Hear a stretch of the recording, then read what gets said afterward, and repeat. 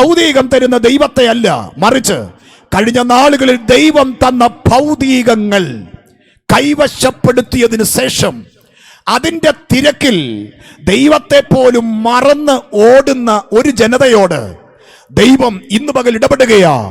നിന്റെ ആ സ്ഥിതിയിൽ നിന്ന് നീ എഴുന്നേറ്റിട്ട് ദൈവബോധമുള്ള, ദൈവ സാന്നിധ്യമുള്ള ആത്മീക സ്ഥിതിയിലേക്ക് നീ മടങ്ങി വരിക.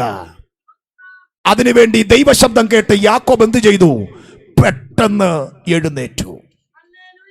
ദൈവശബ്ദം കേട്ട് ഉടനടി പ്രതികരിച്ചാൽ നിങ്ങൾക്കതിന്റെ പ്രയോജനം ലഭിക്കും.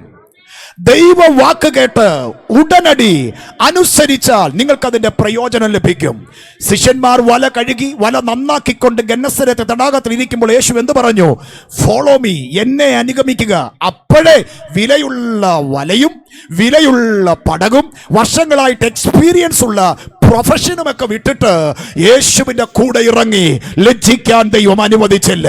ഇന്ന് പകൽ ദൈവത്തെ സ്നേഹിക്കുന്ന ദൈവജനത്തോട് ഞാൻ പറയട്ടെ, ദൈവശബ്ദം കേട്ട് നിങ്ങൾ നിങ്ങളുടെ കാലടികൾ മുൻപോട്ട് വെച്ചാൽ ദൈവശബ്ദത്തിനനുസരിച്ച് ചലിക്കുന്നവർ പരാജയപ്പെടാൻ ദൈവം അനുവദിക്കത്തില്ല.